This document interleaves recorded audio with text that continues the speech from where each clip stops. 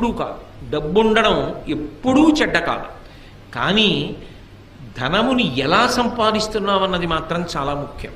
డబ్బు సంపాదించవద్దన్నది లోకంలో ఏ శాస్త్రము చెప్పలా. డబ్బు సంపాదించవద్దు అని చెప్పలేదు సరికదా. డబ్బు సంపాదించకపోతే పాడైపోతావు, డబ్బు సంపాదించాలని చెప్పారు. కానీ మీరు ఇక్కడ ఒక్క విషయాన్ని జ్ఞాపకం పెట్టుకోండి. డబ్బు సంపాదించడం అనేది ఎంత ముఖ్యమో సంపాదించిన డబ్బు వలన అహంకారం పెరగకుండా ఉండడం కూడా అంతే ముఖ్యం. ఎందుకో తెలుసా? తొందరగా మనిషికి అహంకారాన్ని కల్పించగలిగినది ఏది అంటే డబ్బే. రామకృష్ణ పరమహంస ఒక ఉదాహరణ చెప్తుండేవారు. ఒక మహారాజు గారు భద్రగజం ఎక్కి వెళ్ళిపోతున్నాడు. ఆ కింద ఓ పెద్ద కన్నం ఉంది. ఆ కన్నంలో కప్ప ఒకటి ఉంది. ఆ కప్ప పైకొచ్చి కప్ప కాలెంతంటే ఎంత ఉంటుందండి? ఎంత పెద్ద కప్ప అయితే మాత్రం ఇంత ఉంటుంది. ఇంత పెద్ద కప్ప అయితే దాని కాలు ఇంత ఉంటుంది. అది ఏం చేసిందంటే, రాజుగారు ఏనుగెక్కి వస్తున్నాడు. ఎదురైన చౌతన మదకరీంద్రము డిగ్గికేలు తనసగి ఎక్కించుకొని అంటాడు అలసాని పెద్దనగారు. అలా ఏనుగు మీద వస్తున్నాడు. ఈ కప్ప కన్నంలోంచి బయటికి వచ్చి కాలెత్తింది. ఏయ్ ఏనుగా, పక్కకి పో, ఇక్కడ నేనున్నానని తెలీదా? ఇలా వస్తున్నావు? నేనున్న ఇల్లు ఒళ్ళు దగ్గర పెట్టుకోండి. రామకృష్ణ పరమహంస శిష్యుడితో నించుని ఉన్నారు. శిష్యుడు తెల్లబోయి పరమహంసని అడిగాడు, ఇదేమిటండి ఏనుగు మీద కప్ప కాలెత్తుతోంది, ఇంత ధైర్యం ఇంత గర్వం కప్పకి ఎందుకు వచ్చాయన్నారు. అంటే పరమహంస అన్నారు, ఇవాళ మధ్యాహ్నం ఇటుగా జేబుకి చిల్లున్న లాల్చీ వేసుకున్న వ్యక్తి వెళ్ళాడు. పావలాకాసు చిన్నది కదూ, ఆ కన్నంలోంచి జారి కింద పడి దొల్లి కప్ప ఉన్న కన్నంలోకి వెళ్ళింది. కప్ప దగ్గర పావలా ఉంది ఇప్పుడు, అందుకని ఏనుగు మీద కాలెత్తింది. మాకురుధన జన యవ్వన గర్వం హరతి నిమేషత్ కాలసర్వం మాయామయమిదమఖిలం హిత్వా బ్రహ్మపదంతం ప్రవిశ విదిత్వా అంటారు శంకర భగవత్పాదులు. డబ్బేం చేసింది? డబ్బా నిన్ను పాడు చేసింది. ఎంత ఐశ్వర్యమున్నా పరమ వినయ విధేయతలతో ప్రవర్తించినటువంటి గొప్ప గొప్ప చక్రవర్తులు లోకంలో లేరు. వాళ్ళకేమైనా దోషం వచ్చిందా? ధర్మరాజు గారు ఎంత ధార్మికంగా ఎంత వినయంగా ప్రవర్తించాడు. భీష్మాచార్యుల వారు ఎంత వినయంతో ప్రవర్తిస్తాడు. నలచక్రవర్తి ఎంత వినయంతో ప్రవర్తించాడు. ఈ భూమండలాన్నంతటినీ ఏలినటువంటి చక్రవర్తులు ఎంత వినయంతో ప్రవర్తించారు. వాళ్ళు ఎంత డబ్బు సంపాదించినా ఆ డబ్బు వాళ్ళ యొక్క అహంకారానికి ఎన్నడూ కారణము కాలేదు. వాళ్ళు పరమ వినయంతో ప్రవర్తించి ఆ డబ్బుని సద్వినియోగం చేసి జీవితంలో గట్టెక్కారు. జనక మహారాజు గారు సర్వ సంగములు విడిచిపెట్టి విదేహ వంశమునందు జన్మించి దేనితోటి సంబంధం లేకుండా, రాజ్యంతో సంబంధం లేకుండా రాజ్య పరిపాలన చేస్తూ నిస్సంగి జీవితాన్ని గడిపి తరించలా? బ్రతకడం రావాలి. బ్రతకడం రానప్పుడు అహంకారం ఒక్కటే ఉండిపోయింది అనుకోండి. అహంకారం చిట్ట చివరికి ఏం చేస్తుంది అంటే, డబ్బు వలన వచ్చినటువంటి అహంకారం చాలా ప్రమాదకరమై సర్వభ్రష్టత్వాన్ని పొందేసిన తరువాత ఒక పెద్ద ఇబ్బంది కూడా తెస్తుంది. ఇంత బ్రతుకు బ్రతికిన వాడు ఒక గోడ నీడలో నిలబడి భిక్షాటన కూడా చేయలేడు. రూపు మార్చుకొని తిరగవలసి ఉంటుంది ఎవరు గుర్తుపట్టకుండా. అందుకని జాగ్రత్త సుమ. ఒకడికి డబ్బు ఉంది, వాడు కించిత్ కూడా పాడవలేదు. వాడు కించిత్ కూడా పాడవకుండా ఆ ద్రవ్యాన్ని చక్కగా వినయ విధేయతలతో దాన ధర్మాలకి ఖర్చు పెడుతూ, ఇదంతా పరమేశ్వరుడిచ్చింది నాది కాదు, ఈశ్వరుడిదన్న భావనతో పరమ ఉద్దికగా జీవితం చేశాడు. వాళ్ళని డబ్బేం పాడు చేసింది? ఒక్కొక్కడు 5 రూపాయలు అహంకారానికి కారణమైపోతోంది. అది డబ్బు పాడు చేసిందా? డబ్బు పాడు చేయలేదు, బుద్ధి పాడు చేసింది. అందున డబ్బు బుద్ధిని, సరస్వతి బుద్ధిని 2 రకాలుగా పాడు చేసేస్తాయి. అదేమిటండి? సరస్వతి అంటే బుద్ధిని ఇవ్వాలి కదా, పాడు చేయడం ఏమిటి అంటే అహంకారం ఉంటే. మీరు లోకంలో సరస్వతి విషయంలో, లక్ష్మి విషయంలో ఒకటి గమనించండి. మీ దగ్గర చాలా డబ్బు ఉందండి, మీ వ్యాపారంలో బాగా లాభాలు వస్తున్నాయి అన్నారనుకోండి, ఏమి లాభాలండి, ఏదో పెద్దవాళ్ళు చేసిన వ్యాపారం మూసేస్తే బాగుండదని చేస్తున్నాం, వడ్డీ డబ్బులు వస్తే గొప్పగా ఉందండి మా వ్యాపారం, ఇప్పుడు ఏమొస్తుంది అంటారు ఇందులో అంటాడు. డబ్బు ఉందండి అంటే ఒప్పుకోడా, ఏముందండి నా దగ్గర అంటాడు. మీకు సరస్వతీ కటాక్షం లేదండి, మీకు తెలియదు, అయ్యా నా మాట వినండి, మీరు చదువుకోలేదు కదా, మీకు ఈ విషయం తెలియదు కదా, మీరు ఎందుకు మాట్లాడతారు దాని గురించి అన్నాను అనుకోండి, అత్తేరి నీకేం తెలుసు అని చర్చ విరిగి పెడతాడు. సరస్వతీ కటాక్షం లేదురా అంటే ఒప్పుకోడు. లక్ష్మీ కటాక్షం ఉందిరా అంటే ఒప్పుకోడు, రెండిటితోటి ప్రమాదం. అసలు అది దాటాలంటే మనసుకి సంస్కారం ఉండాలి. శంకరాచార్యుల వారి కన్నా ప్రజ్ఞాశాలి సరస్వతీ కటాక్షం ఉన్నవాడు లోకంలో ఉన్నాడా? అటువంటి శంకరాచార్యుల వారు శంకరుడి దగ్గరికి వెళ్ళి అన్నారు, పశుమాం సర్వజ్ఞ ప్రథిత కృపయా పాలయ విభో అన్నారు. శంకర, నేను పశువుని, నువ్వు పశుపతివి. నేను పాడైపోతే నిన్నంటారు. పశువుని కాపాడవలసిన వాడివి నువ్వు, కాబట్టి నీకు నాకు అనుబంధం ఏమి అంటే నేను పశువుని, నువ్వు పశుపతివి. ఇది శంకరాచార్యుల వారు అనవలసిన మాట. స్మృతౌ శాస్త్రే వైద్యే శకున కవిత గానఫణితౌ పురాణే మంత్రే వా స్తుతి నటన హాస్వేశ్వచితుర. నాకేమొచ్చు తండ్రి, నాకేం రాదు అన్నారు శంకరాచార్యుల వారు. ఎవరు? మహానుభావుడు అపరశంకరుడు, కైలాస శంకరుడు కాలడి శంకరుడిగా భూమి మీద తిరిగారు. అటువంటి మహానుభావుడు ఆ మాట అన్నాడు. మనం దేనికి గర్వపడాలి, దేనికి అహంకరించాలి? ఒక్కొక్కసారి కొన్ని చాలా చమత్కారంగా ఉంటాయి. నేను విశాఖపట్నంలో చదువుకునే రోజుల్లో ఒకసారి అకస్మాత్తుగా వాకాటి పాండురంగారావు గారని మహానుభావుడు, చాలా గొప్ప వ్యక్తి, చాలా గొప్ప వ్యాసాలు రాసేవారు ఆయన. ఆయన మాకు కల్చరల్ హెరిటేజ్ ఆఫ్ ఇండియా అని, అది కంపల్సరీ పేపర్, అన్ని కోర్సుల వాళ్ళు చదవాలి. ఆ పేపర్ మాకు ఆయన వస్తుండేవారు వారానికి ఒకసారి. ఆయన పాఠం అంటే చెవి కోసుకునే వాళ్ళం, అంత బాగా మాట్లాడేవారు ఆయన. ఆయన మాట్లాడుతూ వాట్ ఈజ్ ఎడ్యుకేషన్ అని అడిగారు. వాట్ ఈజ్ ఎడ్యుకేషన్ అంటే ఒక్కొక్కళ్ళు లేచి ఒక్కొక్కటి చెప్పారు. ఒక ఆయన మాత్రం లేచి చెప్పింది నాకు ఇప్పటికీ జ్ఞాపకం ఉండిపోయింది. ఆయన అన్నాడు, knowing that you are ignorant is education. నాకేమీ తెలియదని తెలుసుకోవడమే చదువుకోవడం. ఆయన సాధారణంగా పాఠం చెప్పేవాళ్ళు కొంచెం ఎత్తైన వేదిక మీద కదా నించుంటారు. ఆయన చేతిలో డస్టర్ టేబుల్ మీద పెట్టేసి కిందికి దిగొచ్చి ఆ చెప్పిన వాడిని గట్టిగా కౌగలించుకొని, చాలా బాగా చెప్పావోయ్ అన్నాడు. ఎవరు ఏమిటి మీకు అనవసరం, నాకు అనవసరం, నాకు మాత్రం పేర్లు గుర్తుంటాయా? ఎంతకని గుర్తుంటాయి? ఎప్పుడో చదువుకున్న చదువు. కాబట్టి నాకేమీ తెలియదని తెలుసుకోవడం చదువు. ఎందుకనంటే మీరు ఒకటి ఆలోచించండి, చాలా తెలుసు అన్నాడు అనుకోండి, ఆయన్నో గ్రంథాలయంలోకి తీసుకెళ్ళి నించోపెట్టి ఇందులో మీరు చదివినవక్కర్లేదు, ఇందులో ఉన్న పుస్తకాలు ఏవి చెప్పగలరా? అయితే ఎవరైనా చెప్పగలరా? ఒక గ్రంథాలయంలో ఎన్ని పుస్తకాలు ఉన్నాయో అవి ఏవేం పుస్తకాలో కూడా తెలియదు. అవన్నీ చదవడానికి, చదివిన జ్ఞాపకం పెట్టుకోవడానికి, జ్ఞాపకం పెట్టుకున్న జీర్ణం అవ్వడానికి ఎన్ని జన్మలు కావాలి? ఏం తెలుసునని తెలుసు అంటాం. చదువుకున్న కొద్దీ తెలిసేది ఏదంటే నాకు తెలియనివి చాలా ఉన్నాయని తెలుస్తుంది. అప్పుడు అహంకరించడానికి ఏముంది? మిడిమిడి జ్ఞానం అంటారు. నా బోటిగాడు ఉంటాడే, ఏదో ఓ పద్యం ఓ శ్లోకం నేర్చుకుని నా అంత గొప్పవాడు ఎవడని గర్వపడుతూ ఉంటాడు. అది నిజమైన సరస్వతీ కటాక్షం కాదు. నిజమైన సరస్వతీ కటాక్షం ఉన్నవాడు నాకేం తెలుసండి, నాకేమొచ్చండి, మహాతల్లి పరదేవత ఆవిడ పలికించిందంతే, నేను చేసింది, నేను నేర్చుకున్నది, నేను సాధించినది ఏమీ లేదంటాడు. అది వినయం. అందుకే సరస్వతీ కటాక్షము ఉండడం కాదు, సరస్వతీ కటాక్షము నీ వినయమును పెంచుతున్నదా. నాకేం తెలుసండి అన్ననాడు నువ్వు వినయంగా ఉంటావు. నాకేం తెలియదండి అన్ననాడు, అయ్య బాబోయ్ నేను పట్టుకోగలరా ఎవరైనా? అప్పుడు ఆయన పని ఏమిటంటే 24 గంటలు అవతల వాళ్ళు తప్పులు వెతుకుతూ ఉండడం. అలా వెతకడం ఒక అహంకారానికి కారణమై పతనమైపోవడానికి కారణం అవుతుందా అవదా? అది నాకేం తెలుసండి అని ఊరుకోవాలి అంటే అది నిజమైన సరస్వతీ కటాక్షం. అందుకే ఒకటి బాగా అభ్యాసం చేస్తే తప్ప రాదు, పుట్టుకతో వచ్చేది కాదు, అది వంశంలాగా. అది కష్టపడి చదవాలి. ఆయన బాగా చదువుకున్నవారు, ఎన్నో తెలిసిన్నవారు అన్న పేరున్న నువ్వు త్రికరణ శుద్ధిగా, నోటి మాటగా కాదు, నేనేం చదువుకున్నానండి, నేనేం నేర్చుకున్నానండి, మహానుభావులు ఎంతమంది ఉన్నారు, వాళ్ళతో పోలిస్తే నా జీవితం ఏం గొప్పది అనగలగాలంటే నీకు ఎంతో వినయం ఉండాలి. అంత వినయం ఉంటే తప్ప నువ్వు ఆ మాట అనలేవు.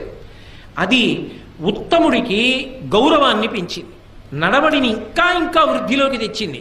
అదే సరిగ్గా వాడుకోవడం రాకపోతే అదే సరస్వతీ కటాక్షం అహంకారానికి పనికొచ్చి సర్వనాశనం అవడానికి పనికొచ్చింది.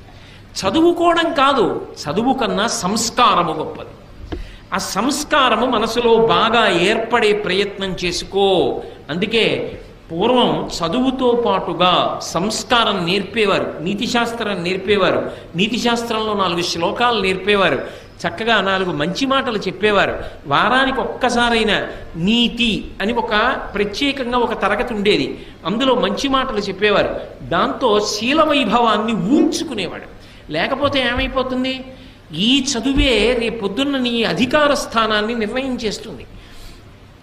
ఒక 10వ తరగతి చదువుకున్నవాడు ఒక స్థానంలో ఉంటాడు, పట్టభద్రుడైన వాడు ఒక స్థానంలో ఉంటాడు, ఐఏఎస్ చదువుకున్నవాడు ఒక స్థానంలో ఉంటాడు, గొప్ప వైద్యం చదువుకున్నవాడు గొప్ప వైద్య నిపుణుడై వైద్యుడిగా ఉంటాడు, సాంకేతిక రంగంలో పురోభివృద్ధి చెందినవాడు ఆనకట్ట కట్టడానికి ఎడతాడు. నువ్వు ఏం చదువుకున్నావన్నది కాదు, నువ్వు చదువుకున్న దాని వల్ల నువ్వు ఉన్నతమైన స్థానమునకు వెడతావు. ఉన్నతమైన స్థానములో ఉన్నవాడు ఉన్నతంగా నిలబడి సమాజపు విలువలను నిలబెట్టగలిగిన వాడు అయి ఉండాలి. ఆ స్థానమే ఎలకలా కన్నాలు పెట్టడానికి పనికొస్తే ఇక నీ వలన సమాజమునకు విలువ ఏం కలుగుతుంది? అప్పుడు భద్రం పోలా. సర్వే వేదవిద శూరాః సర్వే లోకహితే రతాః సర్వే జ్ఞానోపసంపన్నాః సర్వే సముదితా గుణైః అంటారు రామాయణం బాలకాండలో. ఎంత చదువుకున్నావో, ఎంత పెద్ద స్థానంలో ఉన్నావో అంతగా లోకము యొక్క హితము గురించి కూడా ఆలోచించగలిగిన పెద్ద మనసు ఉండాలి. అది లేకపోతే ఇదంతా నా అభివృద్ధికే పనికి రావాలి అన్న భావన నిలబడిపోయిందనుకోండి, అది ఏమవుతుందంటే స్వార్థమునకు మాత్రమే పనికొస్తుంది. అప్పుడు దాని వలన సమాజము భ్రష్టమైపోతుంది. అలా కాకుండా ఉండాలి అంటే నీ సరస్వతీ కటాక్షము కానీ, నీ లక్ష్మీ కటాక్షము కానీ, నీ వంశము కానీ ఏదైనా సరే నిన్ను వృద్ధిలోకి తీసుకురావడానికి పనికొచ్చేదై ఉండాలి. ఇందులో యువతల వారికి తెలియడం అన్న మాట ఉండదు సుమండి. యువతలవాడు ఎప్పుడూ కూడా నువ్వు ఎంత ఎదిగావో, నిజంగా అలా ఉన్నావో అలా లేవో తెలుసుకోవడం సాధ్యం కాదు. ఎందుకని అంటే మీరు ఒక్కటి గమనించండి, స్థానము ఎంత ఉన్నతమైతే యువతల వారు ఆయన దగ్గర ఉండే అవకాశం అంత తగ్గిపోతుంటుంది. అప్పుడు మీరు ఎలా లెక్క కట్టగలరు? తనకి తాను పరిశీలించుకోవాలి. ఏది పరిశీలించాలంటే దంభమున ఎందు ప్రవేశించినదా, ఇది చాలా చాలా అవసరం. నేను నోటి మాటగా ఈ మాటలు చెప్తున్నానా, నిజంగా నాకు ఆ వినయ సంపద ఉన్నదా? నిజంగా నేను పెద్దల పేరెత్తేటప్పటికి గౌరవంగా మాట్లాడగలనా? గౌరవంగా నోటితో మాట్లాడడం కాదు, నిజంగా నేను ఆ గౌరవాన్ని చూపించగలనా? నేను నాకన్నా సరస్వతీ కటాక్షం ఉన్న వాళ్ళకి గౌరవం ఇచ్చి నాకేం తెలుసని నిలబడగలనా? నాకున్న డబ్బు నాది కాదు గొప్ప, నేను సంపాదించగలిగిన ప్రజ్ఞ అయితే ఇలా లోకంలో ఎందరో సంపాదిద్దరు. యద్రూభంగా ప్రమాణం స్థిరచరరచనా తారతమ్యే మురారేః వేదాంతాః తత్వచింతాంబరభిదురసి యత్పాదచిహ్నైత్తరంతి భోగోపోద్ఘాత కైళీచులికిత భగవత్వైశ్యరూప్యానుభావ సానశ్రీః అస్పృణీతాం అమృతలహరిధీలంఘనీయైః అపాంగైః అంటారు పరాశర భట్టర్లు శ్రీగుణరత్నకోశంలో. గత జన్మలలో చేసినటువంటి పాపపుణ్యములను బట్టి పుర్రె మీద రాసేటప్పుడు లక్ష్మీదేవి బ్రహ్మగారి తల్లి కనుక, సృష్టికర్త యొక్క తల్లి కనుక, అమ్మ గత జన్మలో వీడు ఫలానా పేరుతో ఉన్నవాడమ్మా అంటే ఆవిడ ఓ వాడా లోకహితము కొరకు ప్రవర్తించిన వాడని కనుబొమ్మ పైకెత్తిందనుకోండి, ఓ అని ఇలా కనుబొమ్మ పైకెత్తితే యద్భ్రూభంగా ప్రమాణం, ఆవిడ కనుబొమ్మ పైకెత్తితే ఈ జన్మలో వాడు మహదైశ్వర్యవంతుడు అవుతున్నాడు. యవ్వని వాకిట ఇభమద పంకంబు రజభూషణ రజో రజినడగు అంటుంది ద్రౌపదీదేవి భారతంలోనే. ధర్మరాజు గారి ఐశ్వర్యం ఎటువంటిది అంటే ఆయన దర్శనం చెయ్యడానికి లోపలికి వెళ్ళేటటువంటి చక్రవర్తులు ఒకరినొకరు తోసుకుంటే వాళ్ళు భుజాలకి పెట్టుకున్న వజ్రములు వైఢూర్యములతో కూడుకున్న ఆభరణములు ఒరుసుకున్నప్పుడు వాటి యొక్క నుషి కింద పడి గాలికి పైకి రేగుతుంటే ఆయన అంతఃపురం ముందు కట్టబడినటువంటి మదగజముల యొక్క చెవుల పక్కనున్న కన్నములలోంచి కారిన మదజలముల చేత ఈ వేగుతున్న వజ్ర వైఢూర్యముల ధూళి అణచబడుతుండేదిట. అంతటి ఐశ్వర్యవంతుడయా ధర్మరాజు అంటే ఏమిటి తేలిగ్గా మాట్లాడుతున్నావు? అయితే ధర్మరాజు పాడవడానికి పనికొచ్చింది ఐశ్వర్యం? పనికి రాలేదుగా. ఎంత ఐశ్వర్యం ఉంటే ధర్మరాజు గారు ఉలికులికి పడ్డాడు? ఏం ఉలికి పడలేదుగా. లేని నాడు బెంగెట్టుకున్నాడా? మీరు విన్నారుగా వ్యాసుల వారి గురించి చెప్పినప్పుడు, తీసుకెళ్లి మళ్ళీ హిమవత్ పర్వతం మీద ఉన్న ఐశ్వర్య నిధులను ఇచ్చాడు. ఇస్తే దాచుకున్నాడా? అశ్వమేధయాగం చేసి అందరికీ పంచిపెట్టేశాడు. అందుకే ఆ లోపల ఉండవలసినటువంటి సంస్కార బలము ఉండకపోతే దంభముగా పరిణమించిందనుకోండి, అది చాలా ప్రమాదహేతు, ఎదుటివాడు కూడా పట్టుకోలేడు. ఎందుకని అంటే చాలా మంచివాడిలా కనపడుతూ ఉంటాడు పైకి. ఎలా తెలుసుకుంటారండి? సాధారణంగా వేషాన్ని చూస్తే చాలా మంచివాడు అనే అనుకుంటారు కదా. ఒక కొంగ ఉందనుకోండి, ఓ సరోవరం పక్కన నించుంటుంది, ఒంటికాలు మీద నించుంటుంది, కళ్ళు మూసుకుంటుంది, సాధారణంగా తెల్లగా ఉంటుంది. కొంగ జపం అంటారు. అందుకే చూసిన వాళ్ళు ఏమనుకుంటారు, అబ్బా ఈ కొంగ ఏదో పెద్ద మార్పు వచ్చేసింది, లోపల జీవుడు ఎవరో ఆ సరోవరంలో స్నానం చేసి ఇంత తెల్లవారకట్ట దాని ఒడ్డున నించుని ఇంత చలిలో అలా కళ్ళు మూసుకొని అలా జపం చేస్తోందే కదలకుండా అనుకుంటాం. అది నిజానికి సంపుటములను ముందుకు చాపి ఇలా చూసుకుంటూ ఉంటుంది. చేప నీళ్లలోంచి ఇలా వచ్చిందనుకోండి, చటుక్కున తిరిగి సంపుటములతో చేపని పట్టుకుని పైకి ఎగిరిపోయి తినేస్తుంది. నిలబడింది ఒంటికాల మీద, ఒళ్ళంతా తెలుపు, చూస్తే శుద్ధ సత్వస్వరూపంతో ఉన్నట్టుంది, లోపల ఏ చేపని పట్టుకుందామని ఆలోచన. దంభము అంటారు. పైకి కనపడినట్టు లోపల లేడు. ఎంత రంగు పట్టుబట్ట కట్టి, ఎంత గొప్పగా విభూతి పుండ్రాలు ఒళ్ళంతా పెట్టుకుని, ఎంతంత వేషాలు కట్టినా నీ లోపల బుద్ధులు మాననప్పుడు దంభం కాదు. లోపల బుద్ధి పోలేదు. పైన శరీరానికి ఎన్ని అలంకారాలు చేస్తే పుట్ట మీద కొడితే పాము చచ్చిందా? లోపల కొట్టాలి. గొరుగుచుందురు జుత్తు కొన్ని వందల సార్లు దాని పాపమేమో కానరాదు, అఖిల పాపములకు నిలయమైన మనసు గొరగడేమి మానవుండు అన్నాడు ఒక ఆధునిక కవి. అలా లోపల మార్పు రాకుండా దంభంతో ఉండి పైకి ఎంతో మంచివాళ్ళ నటిస్తూ పోతే, అమాయకులైన వాళ్ళు పెద్దలైన వాళ్ళు మంచివాడు అనుకున్నారేమో, కానీ వాళ్ళు మోసపోతే వాళ్ళకు వచ్చిన నష్టమే ఉంది అనుకున్నారేమో పాపం, అంతే, అంతవరకే. కానీ మోసపుచ్చిన దోషం కూడా నీకు రావట్లా, పాడైపోవట్లా. కాబట్టి నిన్ను నువ్వు నిరంతర పరిశీలనం చేసుకుంటూ ఉండాలి. ఉత్తమ వంశంలో పుట్టావు, వంశమునకు కళంకం రాకూడదని ప్రవర్తించాడు, ఏమీ పాడవడు.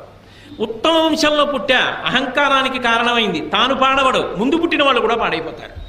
సరస్వతీ కటాక్షం ఉన్నది, ఏమి పాడవడు. ఆ సరస్వతీ కటాక్షం 10 మంది హితానికి పనికొచ్చిందనుకోండి, ఆవు గడ్డి తిని పాలిచ్చినట్టు తాను కష్టపడి చదువుకున్న శాస్త్రాన్ని 10 మందికి ఉదారంగా పంచిపెట్టేశాడు అనుకోండి, తాను శాశ్వతమైన కీర్తిని పొందుతాడు. నాకేం తెలుసు అని వినయంతో బ్రతికాడు అనుకోండి, భగవంతుని యొక్క అనుగ్రహానికి పాత్రుడవుతాడు.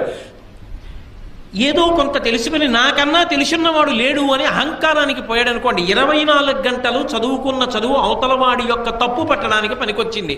పనికొస్తే ఇప్పుడు ఆ చదువు స్వార్థంతో నిండిపోయింది. ఏదో ఒకటి ప్రతిఫలం లేకపోతే ఆయన చదువుకున్న చదువు వల్ల సమాజానికి ఉపయోగం ఉండదు. అప్పుడు ఏమవుతుంది, చాలా గొప్ప పడగ నాగుపాముది, దాని మీద మణి ఉంది. నాగుపాం పడగ మీద ఉన్న మణి ఎవరికైనా ఉపయోగపడుతుందా? వెళ్ళి తీసుకోగలరా?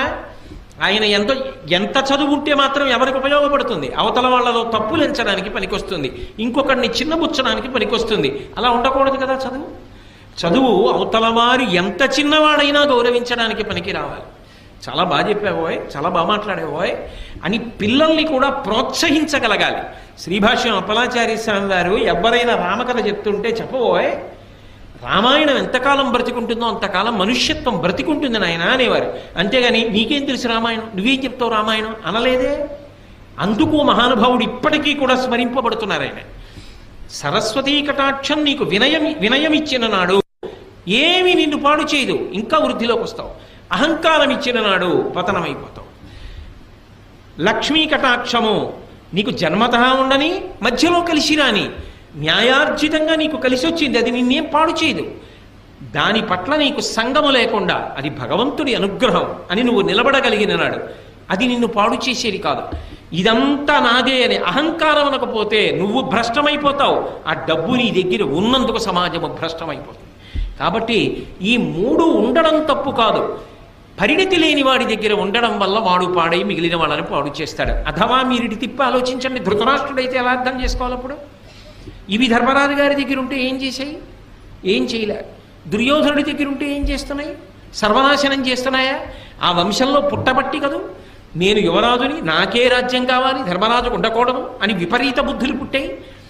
అదే వంశంలో పుట్టిన ధర్మరాజు గారైతే జూదంలో ఓడిపోయాను, ధర్మానికి కట్టుబడి అరణ్యవాసానికి వెళ్ళిపోయాడు. అది మాయాజూదం అని తెలుసున్నా కూడా ధర్మము చేత కట్టుబడిన వాడు వంశగౌరవాన్ని నిలబెట్టడానికి వెళ్ళిపోయాడు.